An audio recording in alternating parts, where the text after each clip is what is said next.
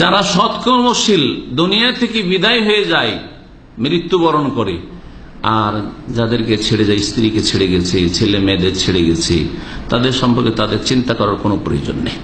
আল্লাহ পাক তার সততার কারণে, সৎকর্মশীল হওয়ার কারণে, ভালো মানুষ হওয়ার কারণে তার স্ত্রী ছেলে মেয়েদের হেফাজত করবে। এটা কোরআনে কারীমের কথা।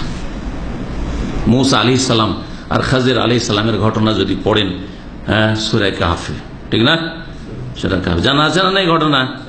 তাতে কয়টা কাজ করেছিলেন খাজির আলাইহিস সালাম? 3টে কাজ করেছিলেন। তার মানে একটি কাজ ছিল একটা দেয়ালের মেরামত করে, দেওয়ালটা ঠিক করে দিল। ঠিক করে দিল দেওয়াল। ওই গ্রামবাসী দেয়াল ঠিক করার, ওই গ্রামের এক লোকের দেয়াল ঠিক করলো। ওই গ্রামবাসীর কাছে যখন খেতে চেয়েছিল, খুব ক্ষুধার্ত হয়েছিলেন তারা, খেতে চেয়েছিলেন তারা, তো খেতে দিয়েছিল?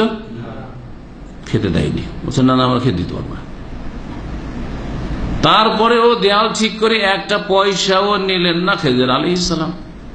আল্লাহ পাক রব্বুল আলামিন রহস্য জানিয়েছেন যে এই দেয়ালে কি আছে, দেয়ালটাকে কেন ঠিক করে দিতে হবে, যদিও এরা খেতে দেয়নি। আল্লাহ রাব্বুল আলামিন সেখানে বলেছেন যে আম্মাল যে দাঁড়ো দেয়ালটা কেন ঠিক করেছিলেন। খাজির আলাইহিস সালাম বলছেন, মুসা শোনো, দেয়ালটা এই জন্য ঠিক করে দিলাম, ফাকান আলী গোলামাইন ইয়াতীমাইন ফিল মাদিনা। দেয়ালটা ছিল এই শহরের 2 এতিম ছিলেন। এতিম কোন ছেলেকে বলা হয়? যার বাবা মারা গেছে। যথেষ্ট সংজ্ঞা, ঠিক আছে?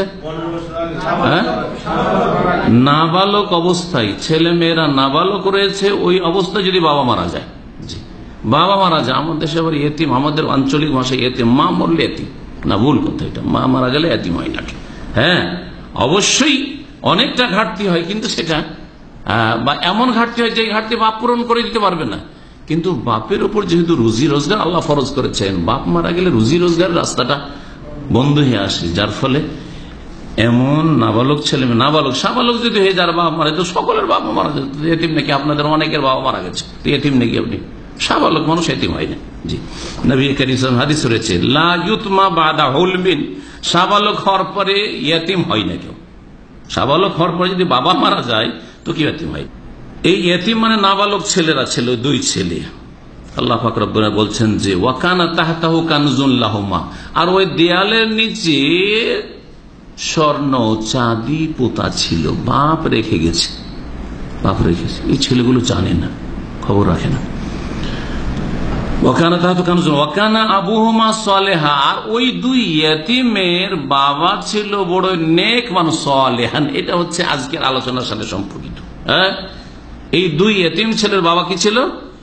সৎ লোক ছিল, নেক লোক ছিল। ফারাদা রাব্বুকা আইয়াস্তাখরিজা আইয়াবলুগা আশুদ্দাহুমা ওয়া ইয়াস্তাখরিজা কানজাহুমা রাহমাতাম মির রাব্বিক। আল্লাহ চাইলেন যে একে দিয়ে, এই খেজেরকে দিয়ে দেয়ালটা ঠিক করে দিই, না হলে বাঁকা হয়ে গেছে, পড়ে গেলে বেরিয়ে যাবে সেই ধন সম্পদগুলি যেগুলি এখানে পোতা আছে, গ্রামবাসী লুটপাট করে নেবে, আর এই এতিম ছেলে বঞ্চিত হয়ে যাবে। এরা বড় হবে, বড় হওয়ার পরে ওদের হকেই লাগবে। ওর বাবার ধন সম্পদ ওরাই পাবে। এই জন্য এর দেয়াল ঠিক করে দিলাম। কি জন্য আল্লাহ ঠিক করতে বললেন খেজরকে? ওয়াকানা আবুহুমা সালেহা, কারণ এই 2 এতিমের বাবা কি ছিল? সৎ লোক ছিল। তাহলে আপনার বাবা যদি নেক থাকে, তার ওসিলায়, তার মাধ্যমে আপনি সুখের জীবন পেয়েছেন। জি, আপনি যদি নেক বাবা, সৎ বাবা হইতে পারেন, তা আপনার ছেলে মেয়ে আপনার পরে আপনার জীবদ্দশায় সুখী থাকবে ইনশাআল্লাহ। এটা কোরআনে কারীমের কথা। শুধু একটা ঘটনার সাথে এই আয়াত খাস নাই, প্রত্যেকের জন্য। বাপ মা যদি নেক হয়, তাহলে ছেলে মেয়েরা দুনিয়ার সুখ পাবে আর সৎ হবে। অসৎ বাপ মায়ের ছেলে মেয়ে সৎ হবে, এটা বিরল বিষয়। আল্লাহ যদি চান যে গোবরে পদ্মফুল বের করবো, সেটা আলাদা কথা।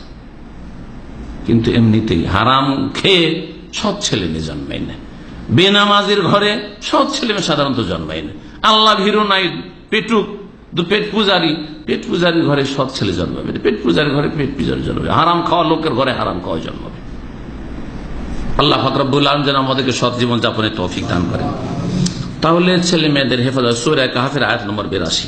তারপরে পরকালে দুনিয়া থেকে ওই আমলটি কাজে আসবে যেটা আপনি ভালো একটা কোন আমল মানুষ করে না, কিন্তু এই আমলটি রাসূলুল্লাহ